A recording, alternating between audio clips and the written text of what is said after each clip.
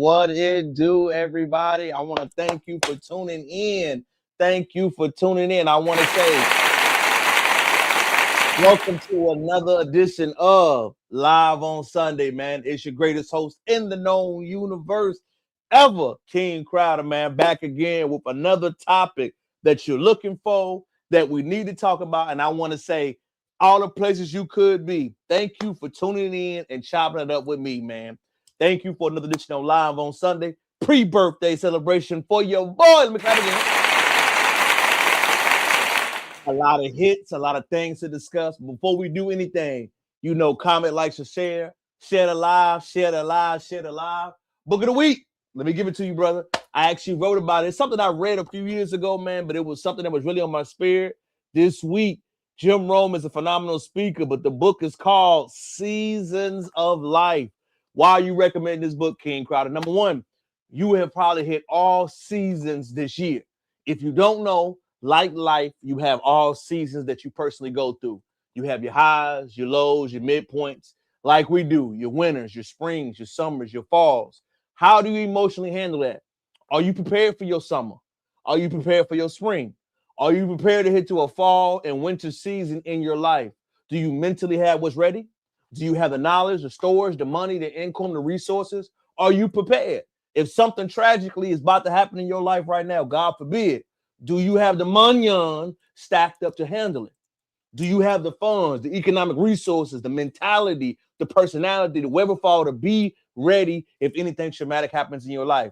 Anything that I believe is important and value to you, I always want to preach it to you, man. Seasons of Life, Jim Rome, add it to your library as well as things I wish my parents would have taught us by your boy. Of course, man, all in, stock back up. Thank y'all for spamming the Amazon cart. Keep adding. Like I said, 2026, I'm going to get heavy more into it and add a few more to your repertoire. But tonight's evening, man, we have a topic that I find very, very important, man. Tell me where you're from. Chop it up with me. All the lessons support. We got a comment already. Everything in this story tells me that he is Trinidadian American. We FBAs don't crash out like this, especially if we're making over $5 million a year. That's offended fact. Thank you for subbing in, baby Slim. I appreciate you. Let me give you a round of applause. Let me go ahead. Let me get it for you. Hold on, I'm trying to get it, man. I'm still a little old. Let me get it. I appreciate you, man. Shout out to you from Casno, Fresno. Shout out to Fresno. Shout out to all my dogs. Hopefully, y'all get to tap in. But on our license tonight, Mr. Moore, Sherrone Moore, the former Michigan coach. We got to chop it up about it for real. Let's really tap into it. Subscribe, share it live, do all you can. For everybody tuning in this morning, was this a Black American or blonde issue, Black immigrant issue? Let's tap in to the man.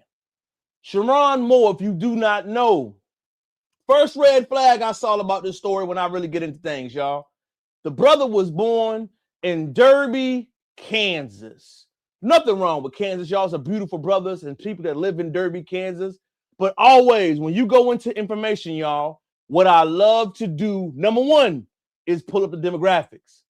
The demographics of Derby, Kansas is 82% white, 2.3% Black, 7.7% Latino, 2% Asian, 1% Native American, and 7% multicultural.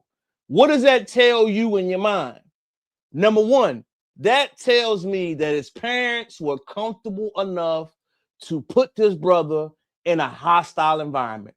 If you do not know, King Crowder always got the receipts for you. Always, baby. I'm not just talking. I'm giving you information. Number one, if you do not know, it's a phenomenal book by the author James Lowe. The book is titled Sundown Towns. If you look at this map right here, ladies and gentlemen, this is a current map of all of the sundown towns in the United States. James Lowe book, Sundown Towns, is a book about all of the active living sundown towns in the United States of America. People that move into hostile environment where you have young Black children, A, do not come from this country, B, are not culturally aware of the danger of putting a child in this environment, or C, simply don't care. Sherrone Moore family moved him into a active sundown town. King Crowder, what is a sundown town? Why you mention it? It is an environment post the Great Migration where we know racial activity happens. You ever seen Mississippi Burning? You ever seen the Ku Klux Klan? You ever seen racial hierarchy, racist attacks? These shows and things that have happened in this country show when you move to a place that is openly hostile. Darby, Kansas, demographics, information, details. James Lowe book quoted that he was moved as a child, remember, a young man, into a hostile environment. Black immigrants have the ability to do this, ladies and gentlemen. Black Americans know through our history in this country, right? Lynching, Jim Crow, civil rights. We have a different story. You will rarely see a Black person move to an active sundown town. Why? Because we know it's dangerous. We know psychologically in our imprinted mind, right? And I want you to think about this. If I go to this environment, I'm going to go for me, right? I was born in rural Southwest Virginia. If you ever go to Claude County, Jefferson County, Cook County, we heard those stories, right? Hey, don't go there at night. Hey, we know this environment is hostile. Hey, it is not an inviting environment. And I remember hearing this as a child. So whenever I hear stories about specifically certain brothers, it's not all, right, that grow up in America, that are involved in active situations where they feel comfortable around hostile environments, it's not just that we're in the 80s. You got to understand that history has never been rectified, brother. If I did not tell you what a sundown town was, would you know? The average American has no idea about these towns, the active maps, and how they openly practice these hierarchy attacks. Let me finish. You move your son to a town of Derby, Kansas. Hostile, lack of structure, lack of people like him. And remember, when children get placed in these type of environments, specifically boys, I'm going to speak to the young man, not the young lady for the night. Young men go into these environments when it's hostile. And you hear words, follow me, they're hard to learn. He doesn't listen. He's a problem child. He's difficult to work with. He doesn't like school. He has behavioral problems. He has hostility issues. He is aggressive. How many times have you heard those type of things? The reason why you hear those type of things in those environments, y'all, because a lot of teachers, educators are not accustomed to dealing with other ethnicities of children, specifically young boys.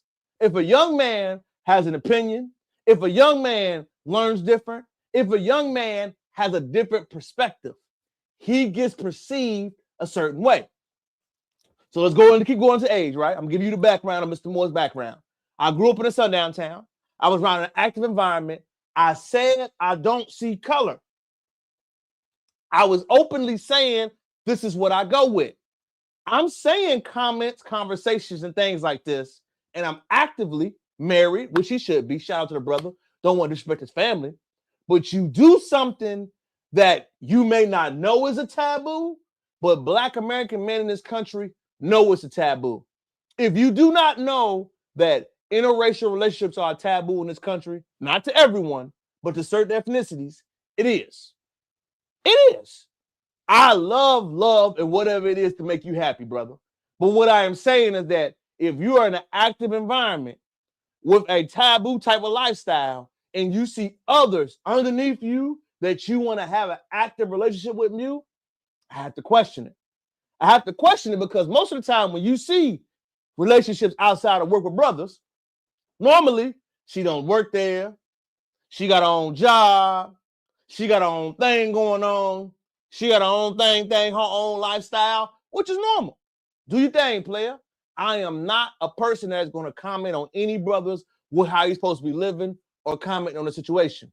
But immediately, when I heard Mr. Moore's situation, about how he responded, how he allegedly went to the young lady's house, how he allegedly threatened to kill himself, how he allegedly hired her as one of his executive assistants that he was having relationships with, doing this thing. Hey, what about Lane Kiffin and other coaches? I get it. I get it. But you are married, taboo relationships in a northern Midwestern city. Mr. Moore, you should have known better. Mr. Moore, I am not here to kick you while you down, but I am here to remind all immigrants that do not think racism, racial matters, racial issues in this country still matter. They do. They do. The young lady is still employed with the staff. Mr. Moore is incarcerated on multiple charges. Mr. Moore has some mental health issues, of course, right? He has some things he's dealing with. He has some family he has to prepare. But the main reason why this story got so big, y'all, is how he responded to it. Mel Tucker was involved in a similar situation. Didn't hear anything. Took his L, has been gone. We haven't seen him since. Mr. Moore tried to recover from the situation, tried to remove the situation, even though he was moving recklessly. You got your side thing, you're doing your thing, but why are you doing it at the workplace, getting her pregnant and employing her and getting her more money, man? Did you not think it was going to come back to you? Did you really overplay your hand by saying people really support and love me?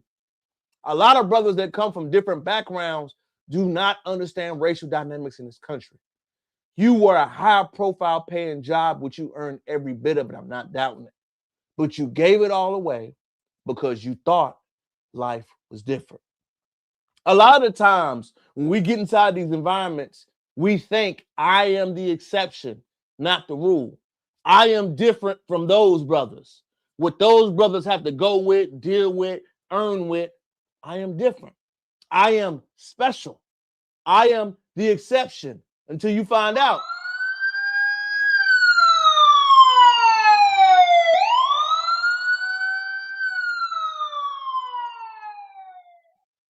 You still a nigga.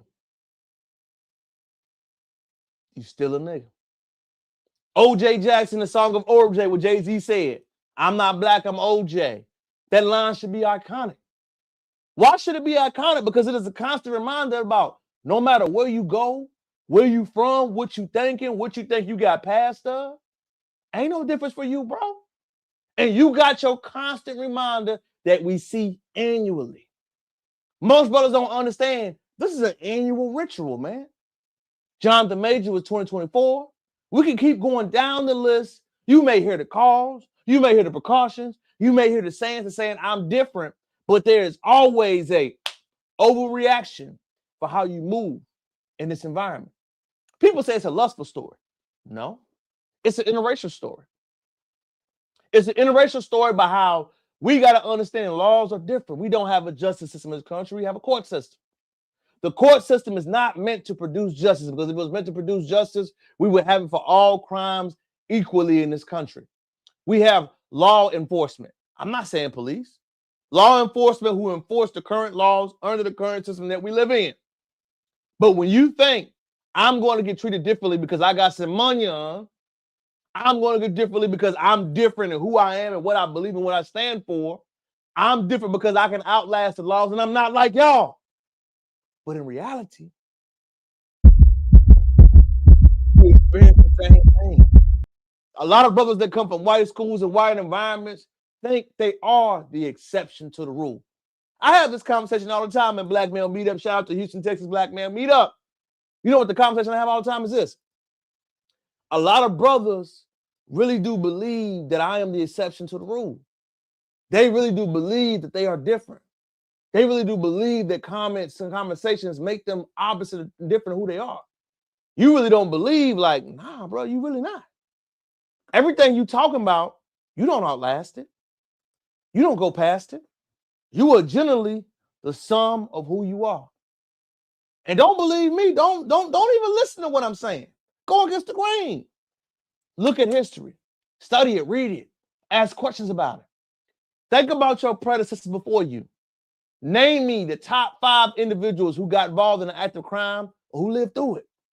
Name me the top 3 individuals who had a racist accusation put against him who outlasted. I can't name anybody. You got to understand high profile position. You got to move different. It's not a morality thing. It's not even a sex thing. We don't care about if people cheat. We don't. We don't. We care about who and who they do it with. We care about how and why it was done. We don't care about the infidelity. We don't. Prove it to me. Show me that we have a consistent standard by the man that does something and how he should be programmed. We don't. Their relationship is their relationship. I'm not touching that. What I'm touching is the main issue. It's Mr. Moore and the immigrant cause and the mentality of I'm a good one. I'm upstanding. Treat me different. I did and moved by the rules. I should be able to have access to your women. I should be able to do what I want with them. I should be able to move the way my counterparts do. I should be able to have certain things, every type of things, and all access to me based off the income I make. Not you a nigga in the coop. Not that you a black man trying to figure it out. No, I'm Sherrone Moore. I'm King Crowder. I'm different. I'm different. Judge me differently. Honor me differently. My education makes me differently. I am not like you niggas. That's what they're ultimately trying to say. But little do they know, you just like them, bro. And the moment you acknowledge that, you understand it, you move accordingly, you can begin to move different. The street brother and me are just alike. No matter what my education is, no matter what my degree, my title, my income, it don't matter. What would you think makes a difference? In the eyes of the social norm of America, it ain't no difference. And the faster you understand that, the faster you can move across your time frame and your line to understand. But if you don't believe me, look at history. Look down the pipeline. Look down the circumstances of how it went down. Just look at it. I'm going to quote this person I believe who said something at the time, and I believe it is so ahead of his time of what he said. White woman in this country, shout out to Cat Williams, can tear a brother down and make him lose everything in 2 weeks. Because America is still a taboo. And a racial issue has not been discussed, diffused, learned, taught, broke down, educated. It hasn't been. We ignore it. We act like we don't see it. It's that scar on your hand that you put Vaseline on, even though you're not ripping it up, diagnosing, and maybe going to check on it. We put a Band-Aid over it. We do. We never discuss and have a real conversation news about it. We just don't. And the people that don't want to acknowledge that, you will always see them struggle with that at one person knee on this subject. Next forward, man. I believe it is a crazy conversation, man. Do you really not believe America has its taboos? You know what else is a taboo that happened in this country this year? But it's a great opening call for a lot of Americans. It really is. Shout out to my dog. Where my call at? Man, welcome. Overcoming, man. Shout out to my dog. Give him your intro, Mike. Where you at? What's happening, fam? Everybody, how you doing? This way your boy 7-5 to the Poconos to the Alaskan Thunder. Fuck. Shout out to my dog, Mike. Welcome in, man. Mike, on to our next subject for the evening, Mike. Ebro got fired? Mike, Damn. is the Great Awakening coming for New York City and the radio as a tune? Mike, this is your lane all the way.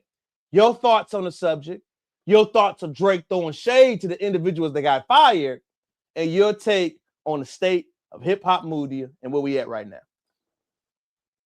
Well, we always say, Terrell, that you have to keep reinventing yourself and to continue to spruce up your creativity, right? In this era of media, we have people that have done the same thing for years and years and years and years. Without,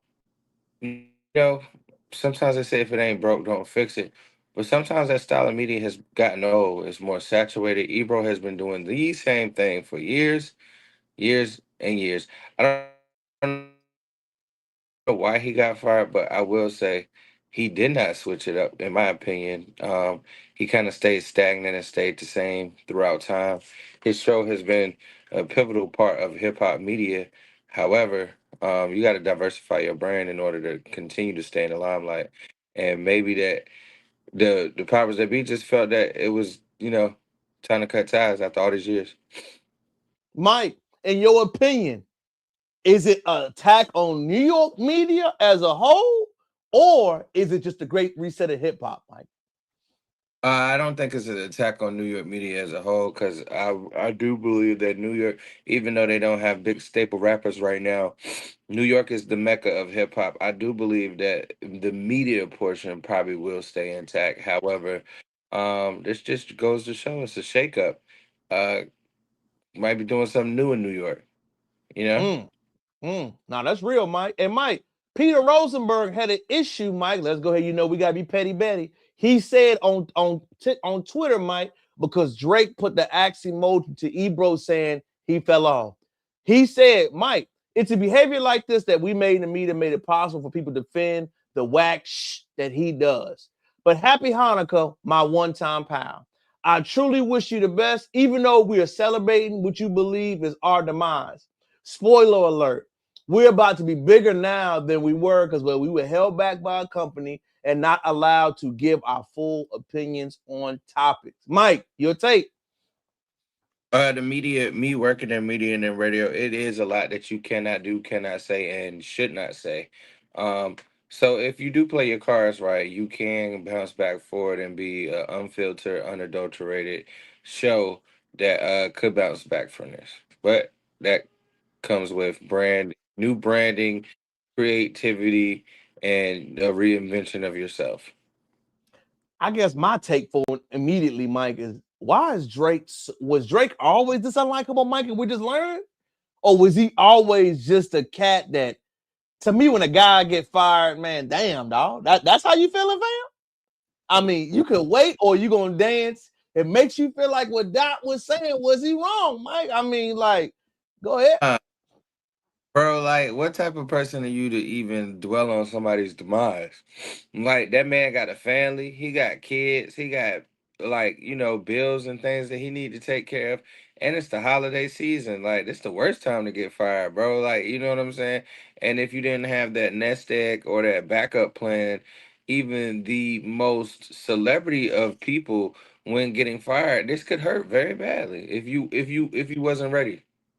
Facts. No, Mike, I 100% agree, Mike. I don't think nobody's ever get ready to terminate or lose income. I believe he can bounce back. He has the clout and he can have, a social standing to create his own wave. But like I said, Mike, seeing Drake do that, I'm just like, dog, you always gave the image, Mike, the mirage. I'm the gentleman, the good guy. Maybe you have been a jerk behind the scene this whole time, and the unveiling of it is kind of weird to me, dog. Your take, Mike. Bro, well, you gotta understand it like this, right? And I'll take it from a thesis paper I wrote on Breaking Bad, right? You gotta ask yourself, did the circumstances of Walter White make Walter White a bad person? Or was Mm, Walter White always a person? So to answer your question, I think the circumstances did not make Drake a bad person. We are just now seeing him for who he really is. And he has shown us multiple times who he really is. And it's a great quote that says, if somebody shows you who they are, believe them. I think Drake is man. always a bad guy, you know? Mm, mm. We we just got caught up with the music and the light skinness. Facts, Mike. I mean, hearing that, man, and seeing that in real time, it was just like, damn, this brother really might be. Has he turned into a super villain? I mean, I, Facts. I know you butthurt. I know you felt like people chose sides, which I get, Mike. People chose side. Kendrick made it hostile. It was a time to be alive, but brother, you got to get off that high horse. You know what I'm saying, Mm. family? Is that how you moving now? Because remember, what you judge by, you get judged by at the same time. So I'm like, does a brother think about it, Mike? Does he just move crazy and reckless and saying fuck everybody? Or is he gonna switch it up? You know what I'm saying? Nah, I think he always been fuck everybody, bro. Especially the people that turn their back on him. Mm. I gotta ask a question there, Mike. Can you recover? Because again, it's a lot of the first album since the Dot B flop. Let's keep it funky, Mike. It's a lot of pressure on his second album, Mike. Does he gotta overachieve? Does he gotta overlive? Does he gotta outlast? I feel like, man, he's setting himself up for some hard and turbulent times saying all this, Mike. Bro, I don't feel like unless you bring back the old Drake, I don't know, bro, if you can come back. It's been a bro, not like us is still in rotation. It's still being played. It's Yeah, still no, you're not lying, Mike. You cooking with that one. Not like us. It's still in rotation. It's still getting played. So you think his legacy is what it is, Mike? You're saying it's just ain't no coming back from a rail. We just got to accept it. I think he has to, in the great sport of baseball, when something happens, I think it might be time to put that asterisk, or in sports, period, when something happens in the record books, they got to put that asterisk by that name. I think this is an asterisk by the name, to say the least. Man, Mike, I love it, dog. I love it. Shout out to my dog, Mike, always coming in with that hot fire. Mike, next one, good topic for you tonight before we hit the board that you didn't get to talk about last week, is a senator, Mike. The reparations conversation is heating up, Mike. 2026 is a political year. Be tuned for Mike and Crowder to hit you heavy with the political conversation. We ain't ducking no smoke, Mike. Mike, congressmen, senators are being pressed and asked, Mike, the conversations we asked, do you believe in cutting the check or not? Mike, pay attention. Dr. King said at the tail end of his life, he said, we're going to Washington to get our check. You understand? So now, what is your position on reparations? Thank you. Great question. Thank you. We can all be quiet and let them answer. Thank you. Thank you. I'll be direct.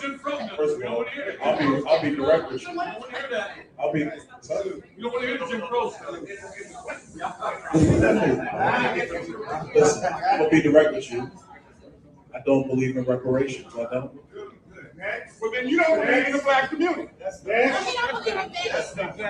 I will tell you, brother, in the hat with the glasses on, that's not true. What I will tell you is that there's a question if you're going to get into the full economics of reparations right now. Question number one, of all black people in the country, how many of them are actually descendants of slaves? Because you've had a lot of immigration over the last 100 years in America. Of American slavery. There was slavery in the Caribbean. The one brother came up, he said that he's first generation, the brother in the Congo, because his parents came from Jamaica. My grandmother is from Jamaica. So my grandmother's Jamaican. I know exactly what you're talking about. My mother was born in the United States. I'm born in the United States. So this is a fundamental question. You a black man, I'm a black man. Am I eligible for reparations right now? I would say the answer is no, I'm not. Because my family is from Jamaica. My father's Panamanian. His grandparents were born in Panama.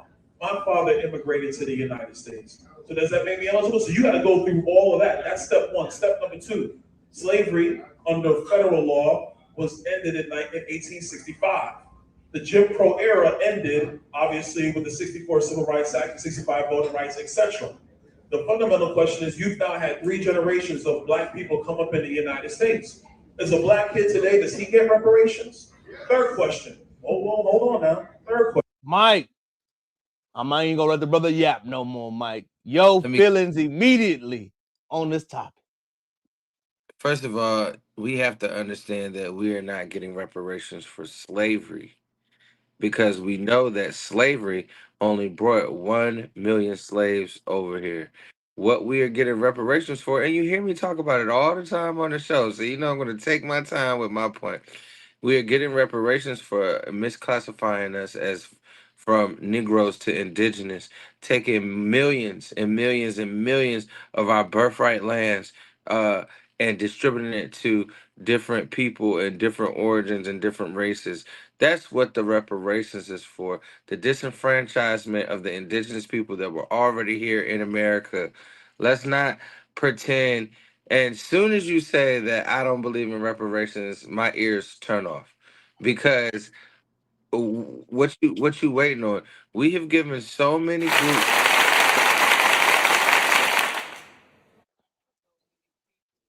of different descent money for wrongdoing, but we refuse to. And they always say, "Oh, well, we don't know who's descended from slaves. We don't know who. It's been 3 or 4 generations." Yeah, cut the check. Stop all the bullshit.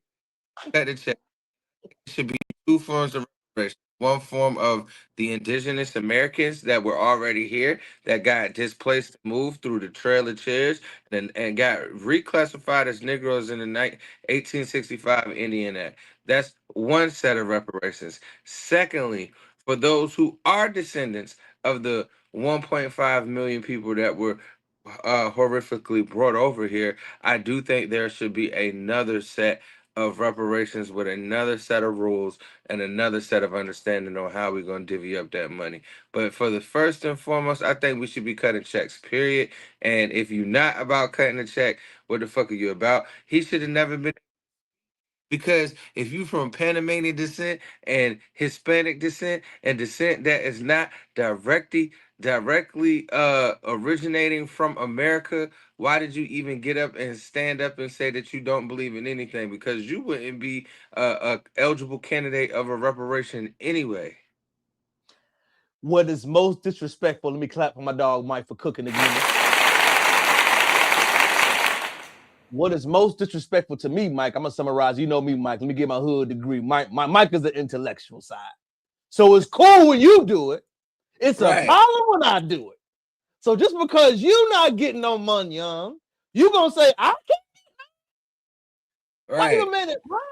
Who are you leading? We don't give a blight. We don't give a fuck about your opinion, bro. Black political leaders, if you do not answer the check about the question about reparations, you have no black support. Let me say it again, Mike. If you don't answer the question about reparations and how you feel about black issues, you will not have black support. Period. There is no middle ground. There is no let's talk about it. There is no mumbo jumbo. If you want your version of reparations, go to Britain. Jamaicans, speak to the Britain government. We ain't going against that. But it's crazy that you are a political leader and say I was for immigration, but you ain't for just due and proper compensation. How can you open your mouth and say that, bruh?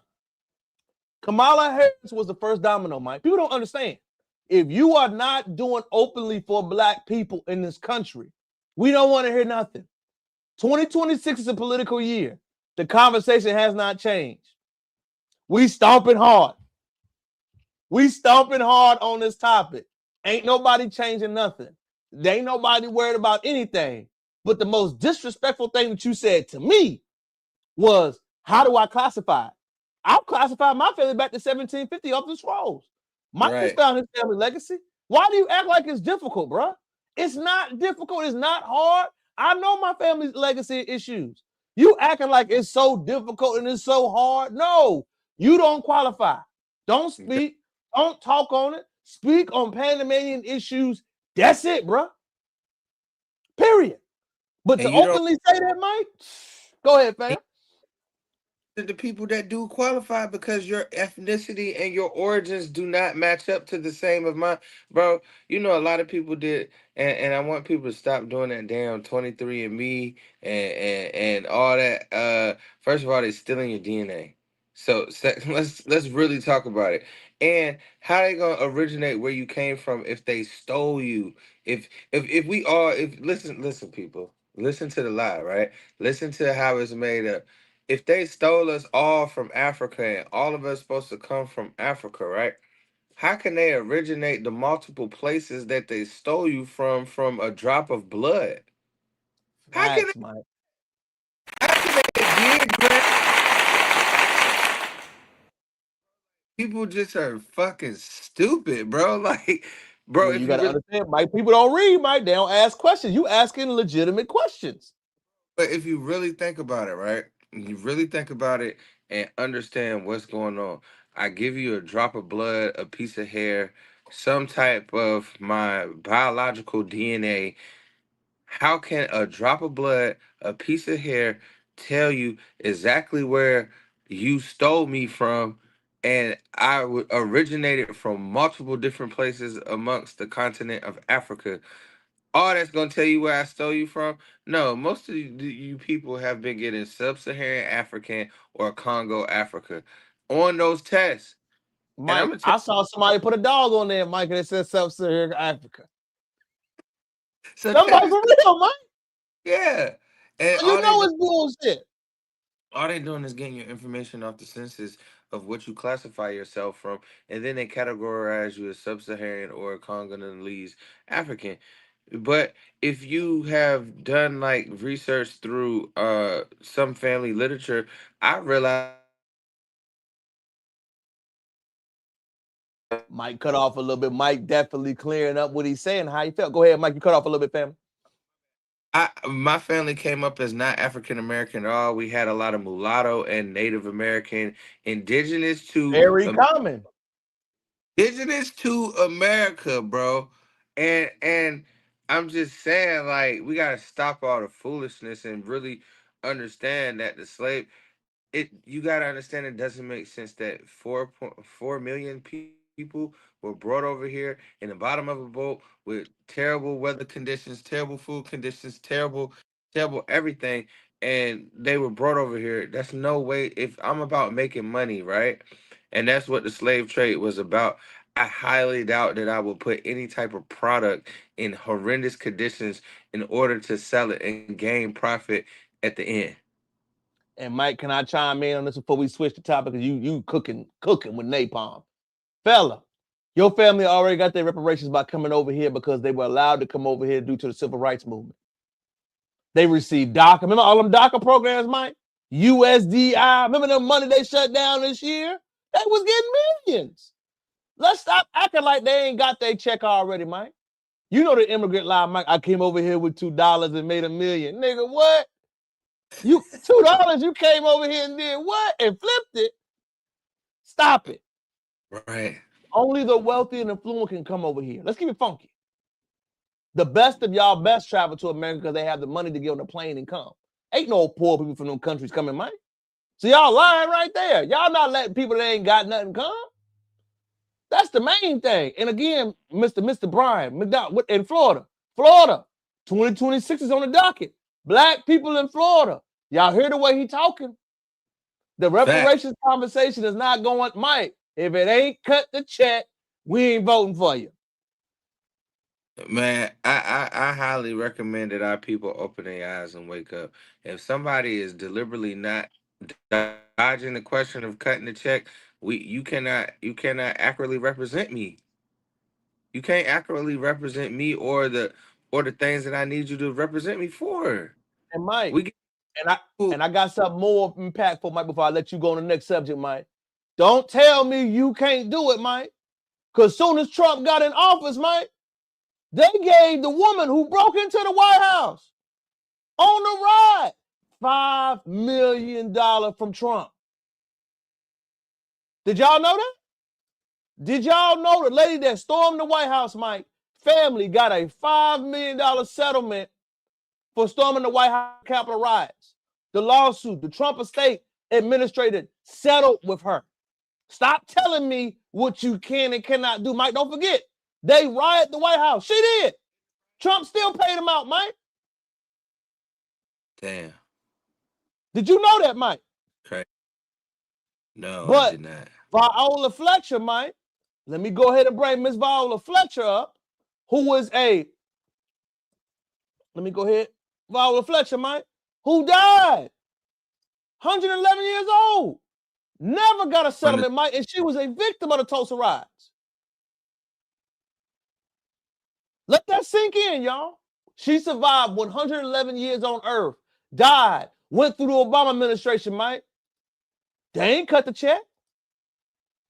Ain't no more political games no more, y'all.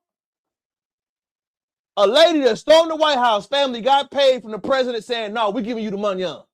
Barack Obama tweeted, R.I.P. Viola Fletcher. While you know she was living and you ain't want to pay her back from her getting bombed? From Tulsa Massacre, the only living victim? Fuck you, bro.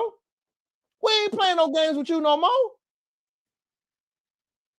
Ain't no gray area no more, y'all. I don't think people understand it, Mike. The message is what it is.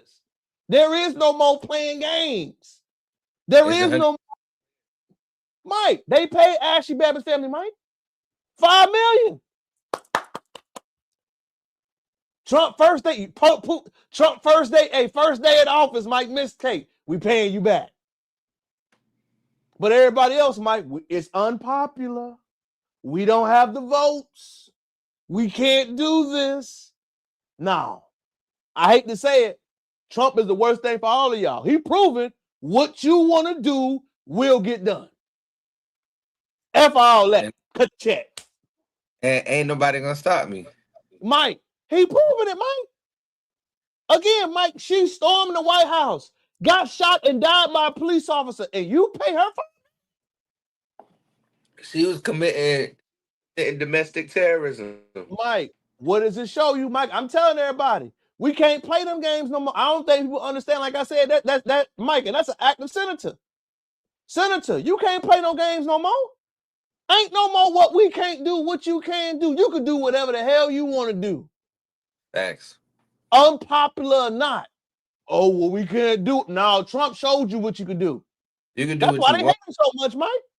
You can do what you want as long as you stand 10 toes down on that shit. Mike, unpopular. It ain't popular. What Trump do that's popular, Mike? Nothing. Nothing. But ride for his people. He getting away with it. If you put the money in the pocket, he doing whatever it is that you want him to. Mike, respect. I don't care how you feel about it. These stories we can't let slide. Mike, just like the next story we can't let slide. I'm going to hear Dane's reaction, then Mike going to give his take on what happened last week. Did you check it out? Yeah, I saw it. Okay, so we know that you were saying that it was not going to come out. So how do you feel that it actually is? I honestly thought, based on like moral codes and like coming from where like a street ethic, I honestly didn't think that he would ever do that. Why though? Because I wouldn't. That would be the question. Why? He has done because it's just not my job to tell. I'm not a black man that's going to tear another black man down. Let them do that. But also, like if somebody, again, allegedly, it just seems like somebody, violated his baby mother in front of his kid. So yeah, but that's not how we deal with things from where we're from. Did you check him on the back end? Hey, Did you check him on the back end? I know y'all girls, but I'm not answering that. But what I'm saying is,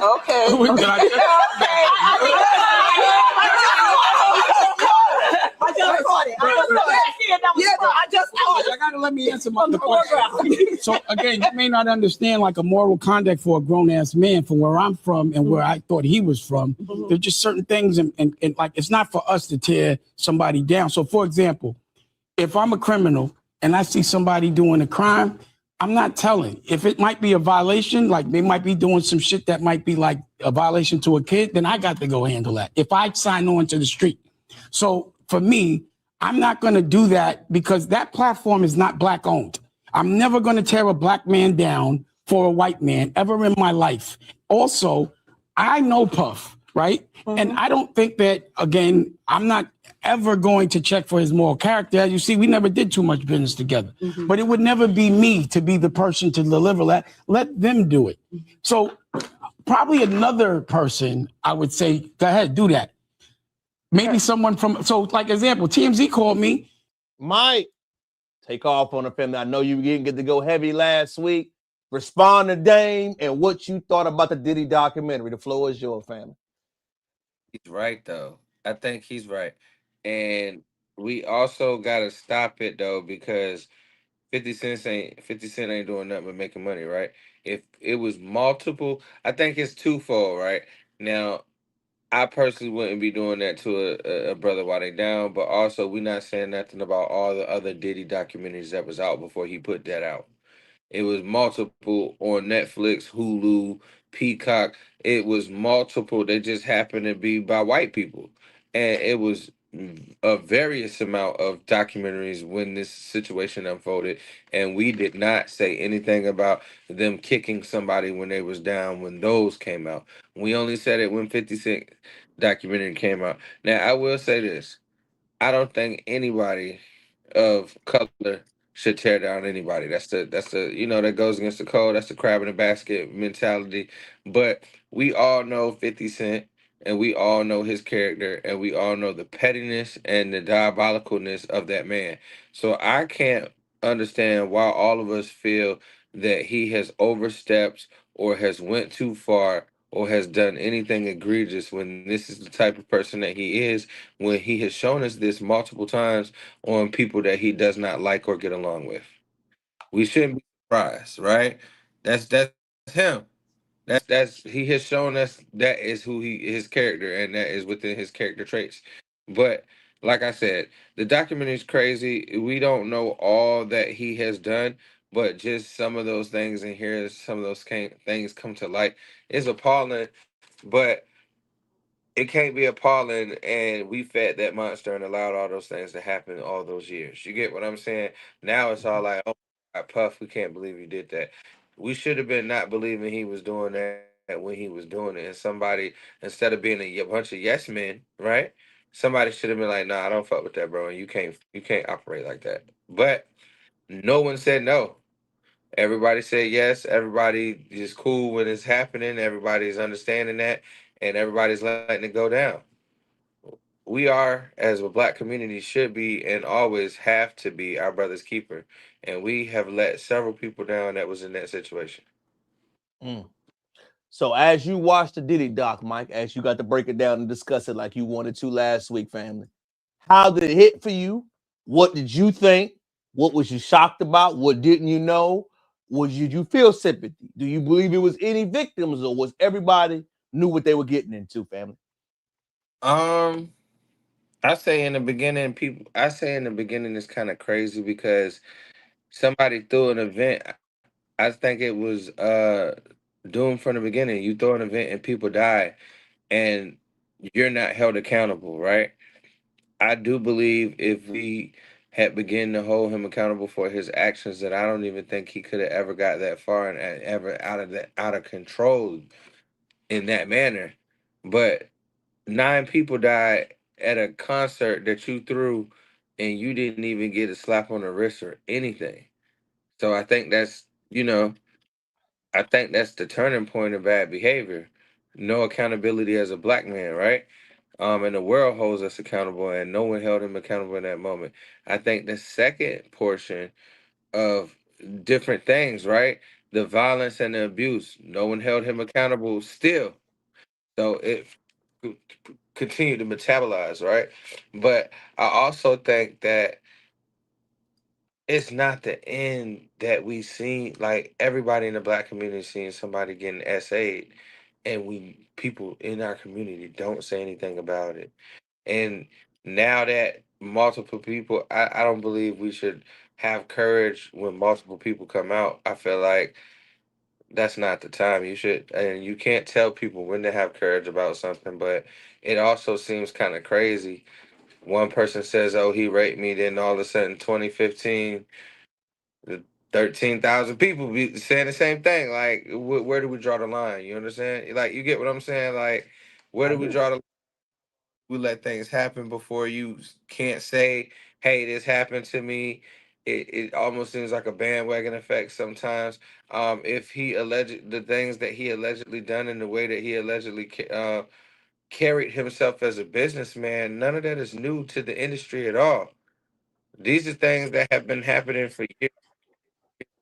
It's just the light is being shown on him. You know what I'm saying? But what people fail to realize too, us as black people, as executives, we didn't learn this on our own. This is not behavior or things that we came into the game with. These are things that higher people and Caucasian people that are in these roles have shown us, because we couldn't get our foot in the door by ourselves. Like these people were groomed by a higher power, and they're just doing the things that their mentors have shown them. So we should be shaming their mentors and the people that they came up with as well. Because I mean, Diddy had to learn this from someone. He was chilling with Davis and Andre Harrell. He was living with Andre Harrell. Is this the type of behavior that Andre Harrell That was weird has? to me, Mike, too. You know? That was weird to me, Mike. At 18, you don't get told to go back with your family. You just stay with me. That caught me off by a little bit of guard, too, Mike. Like, what? You ain't going to encourage a young man to go back home, Mike? You ain't going to tell him to figure it Yeah, out? that's extremely predatory to me. You feel me, Mike? Like it was a Like, lot of things, and like you said, I agree, man. I think the feelings about the Diddy Dog, like you said, Mike. Everybody, like you said, has been piled on. And Mike, the one thing that was shocking to me, Mike, I would tell you two things: making them pay for Biggie's funeral, Mike. That was crazy to me. but that just shows his character that you may have had something to do with it, and you take the, you so loving and caring that you take make Biggie's estate pay for his. I'm gonna And give you then the Mike, biggest and you best drop funeral that that. song and be dancing like y'all so tight, Mike. That didn't sit well with me, Mike. Hearing I'll Be Missing You, Mike, even though the record is still a banger, knowing how you possibly could have had something to do with that hit different for me, Mike. That hit different, man. But like you said, man, I thought the Diddy Dog, like you said, 50. I just feel like he got to watch himself, man. I definitely feel like unless he's squeaky clean. Bro, and it's crazy because it's like those who live in glass houses, bro. Like he's such a troll, and it's like, well, okay. I hope, like you said, bro. I hope you ain't been doing no wild shit, bro. Because as fast as it turned on Puffy, I'm pretty sure it can turn fast on you, and all you have to do is make the wrong person mad. And you're kicking somebody when they're down, and you got to think about it. He ain't got nothing else to lose. You know what I'm saying? Lost it all. He's been embarrassed, he's been shamed, and he's been desperate, right? So somebody in that type of environment, all they can do is fight back. So the punch or the swing back, we need to look out for that. And I pray that you squeaky clean, Curtis Jackson, because Maya's, heavy is the head that wears the crown. And Diddy had the crown one time, but now you're trying to belittle him while he's down. I feel like he has nothing to lose and he can come back swinging hard, you know? I agree, Mike. I agree. Shout out to my dog, Mike. Mike, you know me. I got a little 50 in me, Mike. I got to be petty for a minute, dog. You ready? Mike. Yeah, man. They told me 3 years ago that Afro beats is taking over the world. Mike, 2023, Mike. Ebro said, I got this notarized. Many record labels are deprioritizing rappers. They are now focusing on Afro beats and Latin music. Y'all better stop being boring and make real music. Mike, everybody told me that Afro beats was the new wave. Afro beats is going to take over and shine. Afro beats, Afro beats, Afro beats. Mike, it never took off. Because that shit was whack. It was whack, Mike. It was no substance. You didn't talk about a thing. It was fun, good vibes, ain't no real conversations. Y'all ain't talking about no real shit that happened in Africa. Y'all ain't talking about how Boko Haram shooting up no schools. Y'all ain't talking about the corruption, the color caste system, the problems. That's why hip-hop is so good, y'all, because they talk about stuff like that. Yes, it is the bullshit, Mike, that's so icy, the flashy, but it's people talking about what's currently going on in the state of the culture. Right. All the fun and good vibes only last so long, Mike. We don't want to hear party music all day. They never understood that. And Mike, I used to argue back and forth. The Afro Beats wave came and went because it's no substance. People don't understand that. You got a nigga making it sound talking about, yeah. And disrespecting his audience, Mike. Who the fuck do you think you are, bro? And then saying Americans ain't got no culture while you looking like Master P, nigga. Like, I mean, that fall off of Afro Beats, let me clip this one, has been legendary. It fell off in 2 years, Mike. I'm happy. That shit was trash. I'm telling you, people kept pushing the narrative, kept saying how it was going to be going. Where his kids at? Where anybody at? Where all them artists we heard about, Mike? They all them cats. I ain't heard a motherfucking song. That's because that shit can't cross over. Mike, because they don't have any substance. People don't understand music is great when it's a feeling to it. Now, Mike is an A&R. I ain't going to never get at Mike. But for me, Mike, music resonates when it has something real with it. Yeah. If it's just good vibes, if it's just switching niggas down, if it's just drilling, Like my 5004 saying, is drill dead? Yes, drill is dead because it has no meaning to it. Where's the substance? Y'all talking about Atlanta artists, the South artists, they have substance to them. They have a story. They're vulnerable. They're honest. Mike, what do you think of the family? Dude, when these Afrobeat songs come out, they be old as a bitch. When they, excuse me, you good? They be old as a bitch, bro. When they actually break in America, like the Burna Boy and the Wizkid song, them shits have been out for like 2-3 years before they got hit in America, and the Afrobeat thing was a fad, bro. I didn't think that it would ever stay because, like you said, it's no culture behind it. It's just positive, like chilling lo-fi music, like, and it's no story, it's no gutterness, and eventually, we like music for different moods, different vibrations, different things like that. But the only time you could play that is when you're feeling good and you're not feeling good all the time. You know the one thing I tell about people, Mike, you have to understand why black music is so real because it's an impact behind it. The blues talks about the problems you go into. The blues, it's the low moments, the pain. That's why Rod Wave and NBA Youngboy are so big, Mike. In actuality, they're hip-hop blues artists. They talk about their problems. That's why they're so popular. Rod Wave is a pain artist. NBA Youngboy, not my type, Mike. But when I hear it, he sounds like the blues. Mm-hmm. That's why it's so popular. Country is reflective. My problems, what I've been through, I look back on it, Mike. My divorce, my wedding. Country is reflective. Hip-hop is journalism. It's current. That's why it's ever-vesting changing. It's upbeat. But you have to talk about what's going on right now.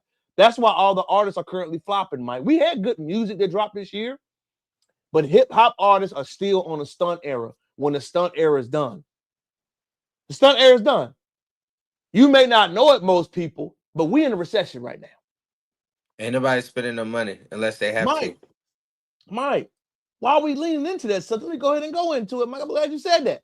Hip-hop artists, the first one to crack the code, Mike, like we've said, on a different genre of music gonna win, Mike. Did you know? Tune in, Mike. Tune in. The real poverty line in America is 140,000. Investopedia. This ain't us talking. A prominent contends the real poverty line for a family of four in this country, Mike, is 140,000, not the $32,000 created in 1960, Mike. Mike, the poverty line has risen due to childcare, food, rent, mortgage, lifestyle, travel, leisure, and college affordability, Mike. If you have a family of four, Mike, you need to have this much money to do as much as a family did in the 1960s, Mike. Cap or facts, Mike? That's 100% facts because you have to calculate inflation out of those years. And now that's crazy though. Think about it.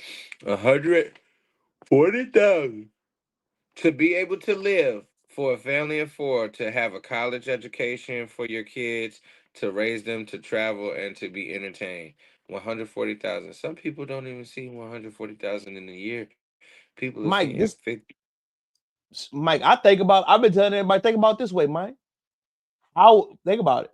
For you to travel, Mike, or daycare alone, Mike, daycare costs in certain cities, Mike, are at $30,000. What? And we'll have multiple children. Mike, I couldn't even. $30,000, that is the new wave. Open a daycare facility is the new wave. Cutting them prices in half is the new wave. If you have a daycare facility, and daycare should nowhere be down $900 every week, 2 weeks, Mike. $400 a week. It's insane. And if you single, Mike, that's not gas, that's not car note, Mike. That's not you want to go out of town. It might, like even we talked about it, Mike. I told you I went to homecoming. I got the privilege to be able to go to homecoming this year, Mike. Our class, Mike, people weren't there. Our 10-year Mike homecoming, we talked about it, Mike. It was light. Bro, shit costs too much. I know, Mike. Mike, if I didn't have the money to save and I had this event going because, could see the family, I couldn't afford it, Mike. Hotel, room, flight, The new poverty line, having my dog there I can kick it with, Mike. The new poverty line is that high. People don't know about it though. So it's like we're hitting, Mike. A lot of that's not normal. That's not an obtainable thing for a lot of people. And a lot of dual income, even with the duality of having dual income, a lot of people aren't touching the 140 with the spouse that they have, bro. And Mike, just think about it, Mike. That's just to live comfortable, not overachieve, Mike. Right. Not 2 vacations, not saving for private school. That's to live where you can be no stress. Think about that, Mike. That's not above average. That's just the median. That's above what it takes to not be considered poverty. Right. So, like I said, you having these kind of people don't even understand, like, bro, what? We need to update, Mike, and that came out this year, Mike. You know me, I stay on top of stuff. $140,000, y'all, is the new poverty line. $140K a year is that. Stop saying the 32,000. Stop saying no, sir. These careers got to pay more, do more.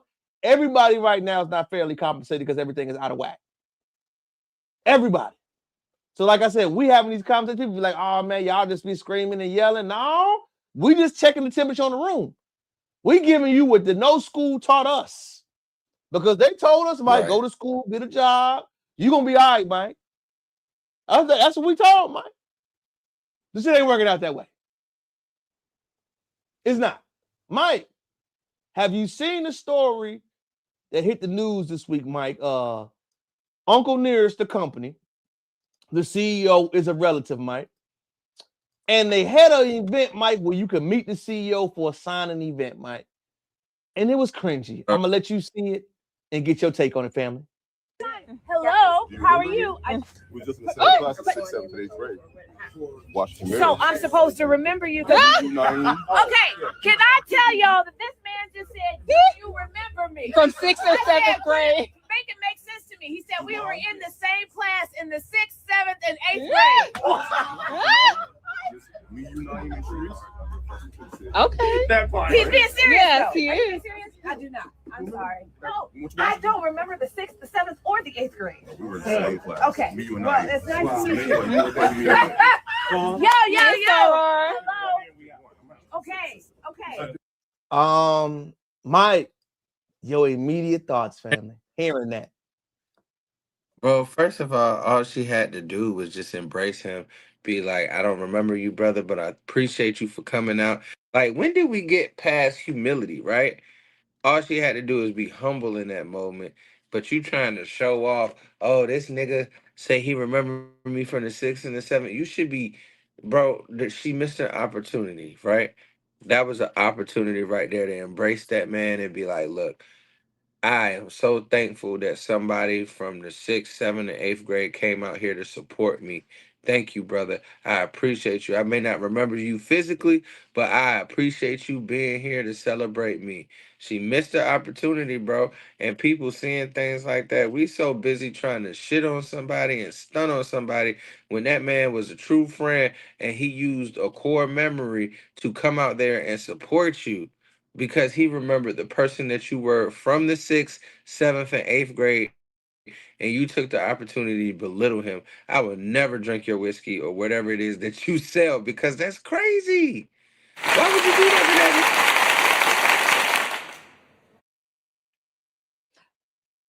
Do that, bro. Think about. I remember a lot of people and people that's close to me be like, "Don't go and say hello." You know they don't remember you, but good night. But that's crazy, bro. Like, why would you take an opportunity to embarrass somebody like that when you could have just turned that moment into something sweet and dope, right? Like, cause bro, the only reason why that man came out there to see you is to say that. That's the only reason he pushed through a crowd, made sure that he got your attention just to tell you. Hey, Mike, don't forget he paid a fee and bought a bottle. Paid to be there just so he could say, hey, keep doing what you doing. I remember you from the 6th, 7th, and 8th grade. You were in my class. He pushed through all of that just to say that and you shit on him, bro. It's crazy to me. crazy. I think the one thing it showed, Mike, is what happens when you are out of touch. As you said, Mike, you should have simply said, I appreciate you for coming. But once you, as like the Diddy documentary, Mike, when certain people make a certain amount of money and are not around black people, they say disrespectful things and don't even understand how disrespectful it is. Like you said, Mike, you might not remember him. You should have gave him a hug and said, brother, thank you for coming and buying something when I just had to get a loan. Remember that story, Mike? They just had a little bankruptcy. We had some fraud happening. Remember that, Mike? I just don't know why she took the time to shit on this man, and he was clearly Because a true. most black educated culture, Mike, is the shit on black people. Let's keep it Bro. real, Mike. A lot of our academic and educated class shit on our poor black people. They do, Mike. We have a problem among some black people that have a little bit of education or more money. Our boule, our higher up class has a big problem with that. We do. You're right. We do, Mike. I mean, Mike, you talk to the streets. You know. Yeah. That rubbed me the wrong way, though, bro. I get it. That rubbed me the Me too. Again, Mike, our brother spent his hard-earned money in this economy to come see you, to say that I'm proud of you and what you're doing, and to keep an Uncle Nurse's brand going, and you're the CEO and his great niece. And that's how you approach him? That's crazy. That's how you respond to him, Mike? To say, I don't know you? Like, bro, like, come on, man. There's been somebody that we don't remember. You know your mama be like, hey, this babysit you back in the day. You got to play the game. Oh, I haven't seen you in so long. Give him a hug, Mike. That's it. All that man wanted in that moment was the smallest bit of recognition that he had went to middle school with her, bro. All she had to be like is, oh my God, it's good to see you. It kept it moving. That's all she had to do. Oh my God. It's so good to see you. Thank you for your support. But you see, bro, we lack humility. We thank thrive. And that's a whole group of people that she lost interest in her and her brand, bro.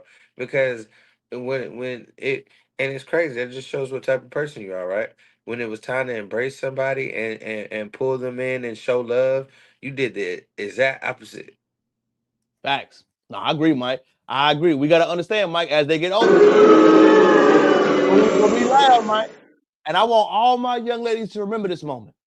And the reason why I want to point this out for all my ladies, shout out to y'all, comment, like, subscribe, follow us on everything, is that you will get older. And how you treat people in your 20s, they will treat you when you get older, Mike. And I got a story to tell, Mike.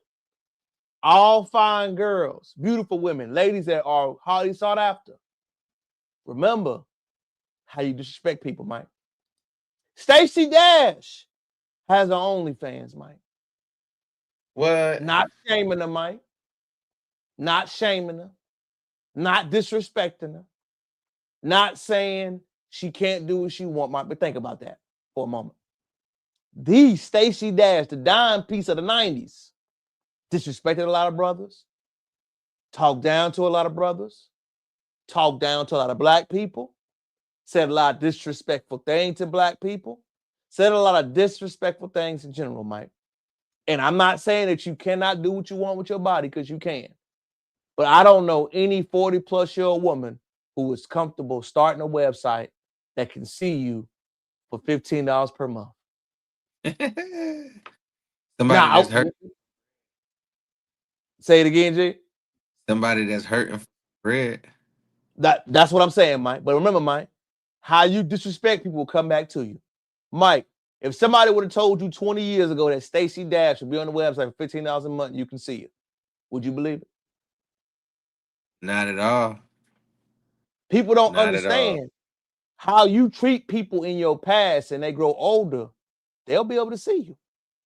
And she had a lot of disrespectful comments. And as you age, Uncle Nearest CEO daughter, you don't know what your life's going to be like in 10 years. You don't know what your money's going to be down upon. You don't know who you may have to deal with. But for her to be on top of the top, Mike, Clueless, The Factor, Cheer Squad, married to men that got money, to now starting the OnlyFans, that's a humbling life, Mike. 100%. Bro, and I'm going to tell you why the situation could have been different with the Uncle Nearest joint, right? I'm sorry to even go back to that. No, you Okay, good. you're at a check this out. Same situation, same person, different event. You had a donor event for sponsorship because you want to run for office or you want to have something more in the community. Same person has an influence, and he goes, "Hey, you don't remember me, do you?"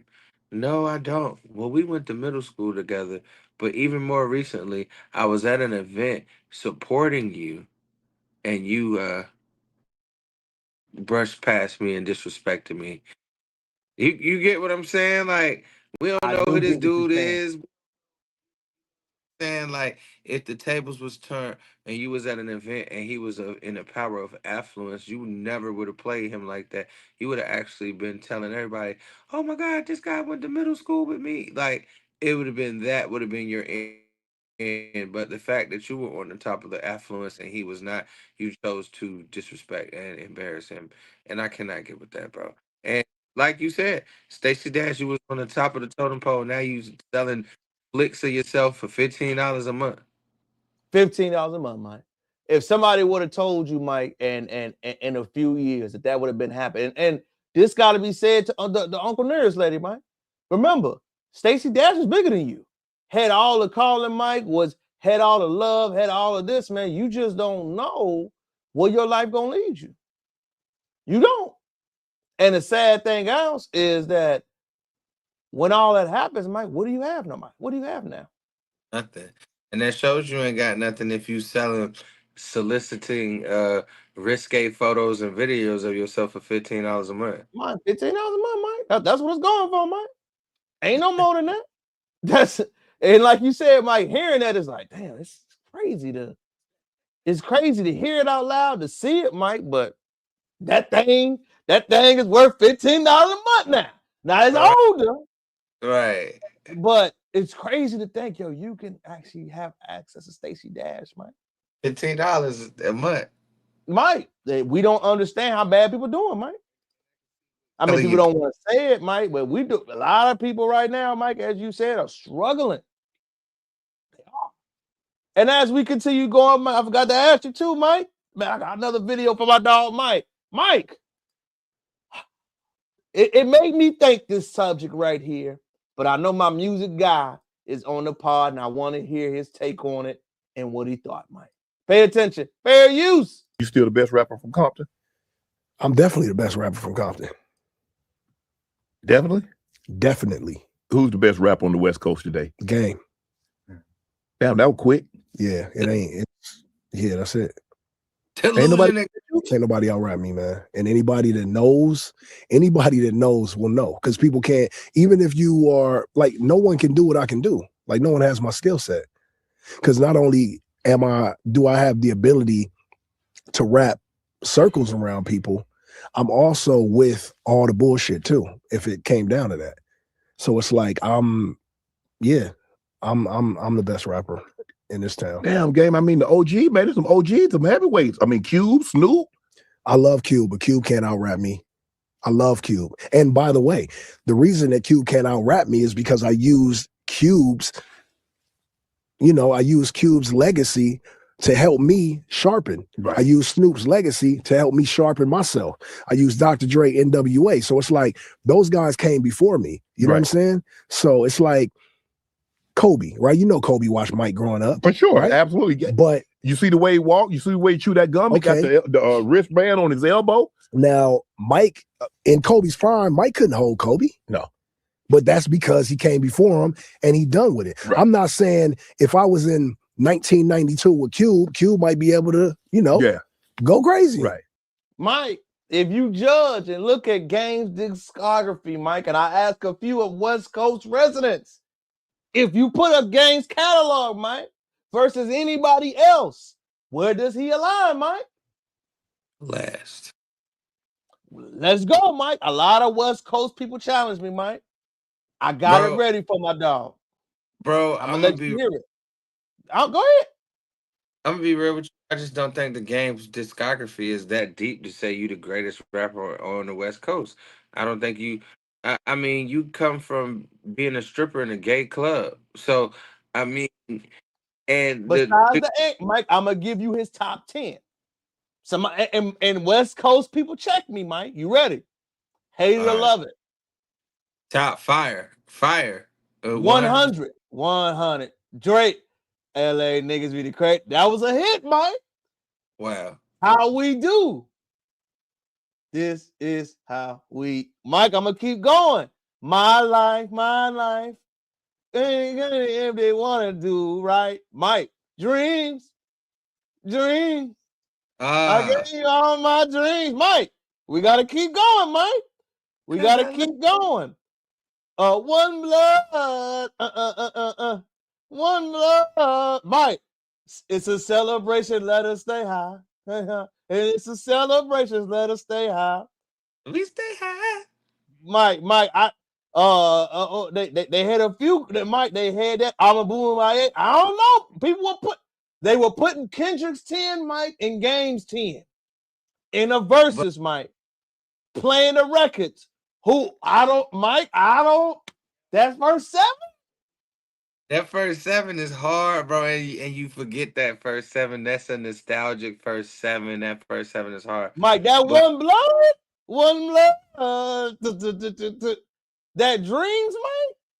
Now I'm with you, game toxic. He got a lot of fugazi. The antics hurt him, but musically, Mike. He say he's the best rapper. I think about lyrics, and I don't think 100 miles and run 100 ball, 300 bars, Mike. Bro, Game tough, but I don't think he's no Kendrick, bro. I'm with you, Mike. I'm just telling you the records they told me, Mike. Like Father, Like Son, Mike. 92 bars and running. West Side Story. Higher. Old English. Switching lanes, Mike. Stash. Bro, he had some heat. I ain't even gonna lie, Mike, bro. you wouldn't get far. We were going on with you. No, you wouldn't get far. I was like, damn, I ain't know. I forgot Game had. Ain't had all these bangers, bro. Mike, they said a verse is 10 for 10. Mike can dot sweep him, Mike. Bro, not lyrics. It's Game. When you put it, Mike, they put it on me. It made me pause, Mike. I mean, that tough. The 10 for 10 be tough because Game do got some bangers and we forget about them. Mike, Mike, it's okay. Let's get it. Dream, pray, Mike. What else they were saying? Old English. I was like, damn, 10, Mike. If we had to do 10, just Game versus only person they said they can rival him, Mike, is Tupac. Maybe Snoop.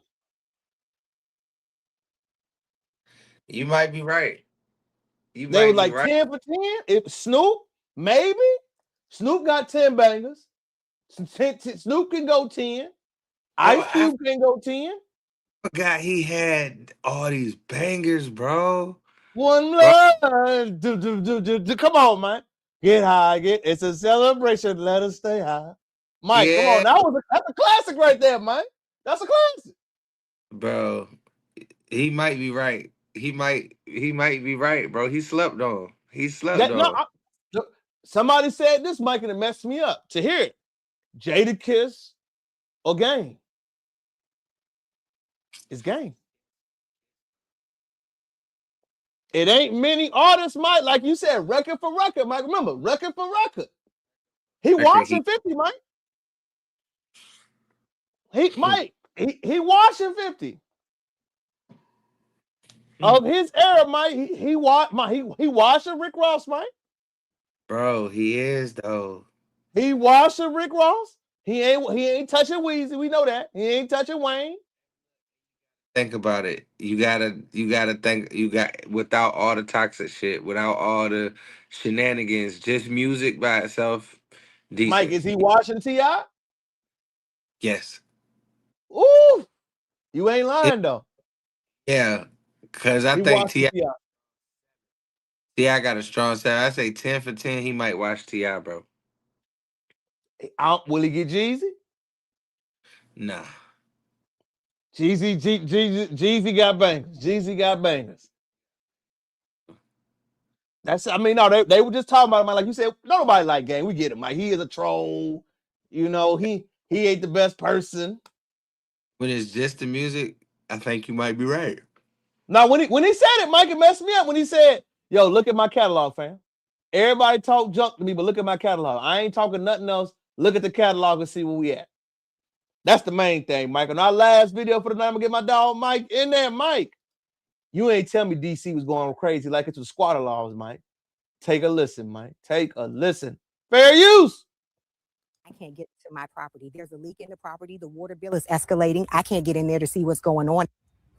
A DC homeowner claiming an Airbnb guest has overstayed their welcome and will not leave. In this story, you'll only see on 7 News. We're digging into DC law, finding out there's not much that homeowner can do. Our Washington, D.C. reporter Felicia Ashley spoke with the homeowner and tried to speak with the alleged squatter. The alleged squatter originally got into the home through Airbnb, claiming that her apartment caught fire and it needed time to get repairs. Now, that was back in February. Gave her any tenancy. I never gave her a lease. Roshane tried everything, gave her a 30-day notice to vacate, called police, went to court, and even offered Romero $2,500 to sign a paper admitting she's not a tenant and to get out. Romero signed the document, but didn't budge. November the 15th came and she told me, this no longer works for me. Do what you have to do. I'm not leaving. I went to the police with my order and they said there's nothing that they can do, that I need to go to court, which I've done. And I do not have a court date until December the 11th. Roshane put this sign up on her home so police and the neighbors would know Romero was not authorized to be there. A sign Romero covered with a sheet. I need police assistance. I was there when police helped Roshane cut it down, while Romero hid inside. It's shocking to me that you would abuse a system like that. While all this is going on, Romero's social media shows her living her best life on trips and promoting her nonprofit. And Roshane is left paying thousands in attorney fees, the mortgage, and utilities for a home she can't even enter. I tried to get some answers from Romero, who was clearly inside the home, but she never came to the door. When a person walked out to her car, they didn't want to talk to us. If the judge doesn't give me some release, I'm going to lose my property because I can't pay $4,000 a month and my other bills and my responsibilities like this. I can't get into my property. Man, Mike. Man. Yo, take family before my dog go. The DC squatter laws are crazy. Better get somebody to go in there and beat her ass, dog. And, like, come on. Almost like her hands are tied. What can you do? Like, it's nothing you can do. You gotta take matters in your own hands and get that lady out your crib, bro. Cause that's crazy. Shorty stayed for an Airbnb and just living your shit. Like, she ain't left. You ain't caught her. Like, she just been standing there ordering food, working from home. Like, you mean to tell me, like, she has never left the property? If she going on trips and shit, while she on them trips, dog, you should just take your shit back. Like, I don't understand. Like, shorty ain't, People don't understand how bad it is right now. Airbnb ain't saying nothing, Mike. They quiet on the situation. Hey, because she paid and she good. Like you said, Mike, hearing this, man, knowing how it's about to go, I think the Airbnb wave is over with, Mike. That's the first thing. It's over with. Yeah, man. It's over with. I mean, people just, it's over with now. That's crazy.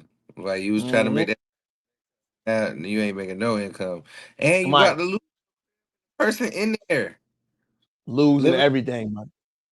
Bro, what, they just ordering, like, I'm trying to understand, they just never leave the house? Like, she just ordering groceries and food and all that over there? Mike, she living there, sitting down, living good, rent-free, Mike. I might not leave neither. Thanks, but bro. to end it on out, Mike, tell the people where they catch you so my dog can get. I know my dog working tired. We getting back to the gridiron.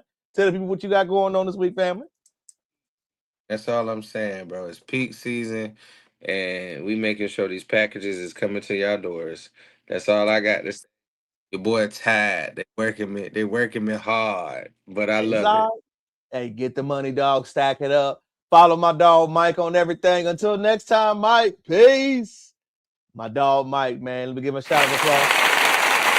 Definitely are holding it down, doing his thing. Chase the bag, fellas. Even if you got to be tired, I would rather for you to be tired and profitable then tired and unemployed. We got a few more to crack on in tonight. Man, I want to chop it up about the Mano and academic situation, man. If you do not remember, Mano made a video clip about DJ Academics talking crazy, and our boy responded. Academics, you bit off more than what you could chew. Your ego's too big. First of all, your clapback at Mano wasn't even worth me playing. If y'all looking for that long video that he made, his clapback for Mano wasn't even worth it. I agree. Let me go ahead and top it up quick, man. Mano was responding to DJ Academics saying the old guys need to act old and act their age. Dress accordingly, talk accordingly, give game. What he tried to do with Academic was right message, wrong person. You got to add the same substance to even speak at the OGs like this. Mano is a hip-hop historian that's done well and that does well by what he's supposed to do. When you make an accusation, you got to be ready to stand for. Remember, real-life consequences come at you when you talk in person. Online got people way more comfortable being disrespectful, not understanding that you got to stand on that in person, y'all. You got to stand on that. You got to be willing to go for that. If you ain't willing to throw them, please watch yourself. What Academics taught and thinking that I can talk friendly and there is no consequences. I'm sorry, my boy. In the real world, there is a lot of consequences. Be ready when you talk greasy for somebody to put hands and feet on you. Somebody to put hands and feet on you and being willing to hurt you. Next up, y'all, it's an interesting subject this week, man. I wanted to talk about. That is something. We're going into this political season this year. Share it live, comment, like, subscribe. Pay attention. Black Republican with a black wife, we'll probably be more accepting to it. Most of them be black with white wives. And after you know for a fact with us. I think that's what got Obama in office. Michelle did that. Michelle single-handedly. Barack had a white wife. I don't think he. Oh, but Barack had a white wife. We would not. And we would not be going for him as hard as we do. And that's scientifically proven. I think that's why a lot of black men didn't want to. Some black men didn't want to vote for Kamala Harris too. Because of Doug. Doug didn't bother me. But it'll bother you if a black male have a white wife. You just said that. What you said? I said. I think if you present it to us, I think we're more accepting to it. What you mean presented? Like, show, hey, I got a white wife. No. How you just asked me, a black Republican? I said I think we'll be more accepting to if it's with a white. I mean, with the black. So it's cool if you do it. It's a problem if I do it. Is that what I'm hearing? Black wife. You know what I'm saying? But what if he had the right message and everything, but he had a white wife? You have to work a little bit harder. But compliment.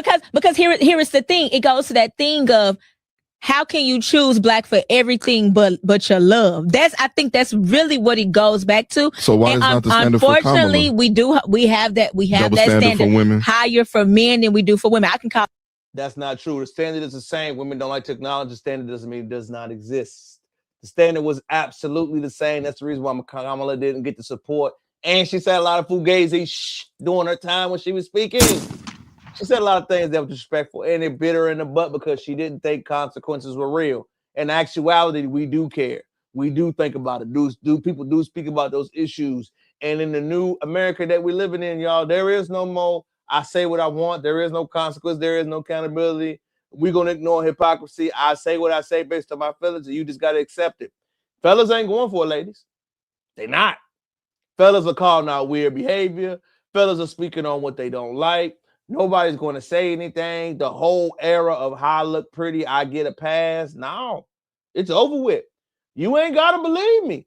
But I'm just telling you, man, people are speaking about it openly. People are speaking about it. They telling you how they feel. And I'm going to go ahead and tell you that it's more messages catered to young men speak on this topic that most ladies don't understand. It's a lot of messages for it. I'm going to play one right here. They had a summit with black leaders, and it was all black women. Nigga, you ain't wrong for disrespecting her. That's not a woman. Look at that bitch. Look what that hoe got on. Women wouldn't dare dress that on. So we confuse a woman because we see hoes and bitches. Women don't have their ass out. Women don't argue with men. Women don't take pictures and you can see they pussy print, they moose knuckle. Hoes and bitches do that. So we have to teach our boys how to identify that's a woman, That's a lady. That's a bitch. That's a hoe. She's a prostitute. So because they're all different species, but are women. And so same goes women. That's what Charleston White said is real, y'all, that right now in the young man era of America, we have done a terrible job teaching the man how to categorize women. That's why most women get the same type of treatment. They don't understand it's a difference. Right now, there is a black renaissance. There is a men renaissance. Young men are actively sharing information, trading details by letting other men know, no, that is not a wife. No, that is not a partner. No, that is not a woman I want to be with. No, that is not somebody you should build and live with. They're telling everybody openly how they feel, what they think, what they need to express. So even though you may not hear to understand it, I want y'all to understand it's being talked about, discussed right now. So it may seem crazy, and I agree the talking points may seem like, man, why are you even talking like that? It don't make no sense. All you saying is yapping. True. But please be aware, your boy is paying attention. Your boy is listening. Your boy is giving his take and opinion. You ain't got to believe me. Check the notes, check the artifacts, check the details, check the statements. Man, thank y'all for tuning in with me on like another edition of Live on Sunday, man. It is the greatest host, podcaster, future upcoming LeBron James of his generation, King Crowder Game. New edition is expected to be here May 2026. Another Crowder lineage added to the family, man. Baby, a new cutie will be on the way. Oldest one is all that what it is. We got another addition to the Crowder Game. Very excited that you could be here. Very excited that you could share the information and news to the channel. I'm excited to have more information to you. Vlog series about Sherrone, vlog series about the diaper shower, vlog series about the baby being born, vlog series about the new life movements. King Crowder, I'm going to keep coming to you live, direct for more information, more details, and more discussion. I want to thank you for tuning in tonight. Thank all my subscribers, people that follow me, that like me. Special shout out to everybody that's tuning into it. I appreciate you, baby. If I don't get to talk to you personally, I hope you enjoy your week. Tap in with your family and comment, share the live, share the message, baby. The one thing I love to do is to give you a perspective, talk to you about current news, and let you know what's going on. That's the whole purpose of this Crowder Game. I enjoy documenting the journey. I enjoy having it live on Sunday because it's therapy to me. I would do this no matter where I need to be, but the most important place I need to be is with y'all. Make sure you stay tuned for the raffle. One rack, $1,000 giveaway. We'll be starting as soon as I hit that 1K subscriber because we got to get our mother things up to get us halfway monetized. Birthday is tomorrow. Shout me out, Crowder Gang. Shout me out. Shout me out. Your boy's birthday tomorrow. Hopefully I get to celebrate and have fun. And most importantly, have fun.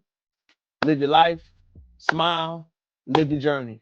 It's your boy, King Crowder, back again with another edition of Live on Sunday. Until next time, peace, peace, peace, peace.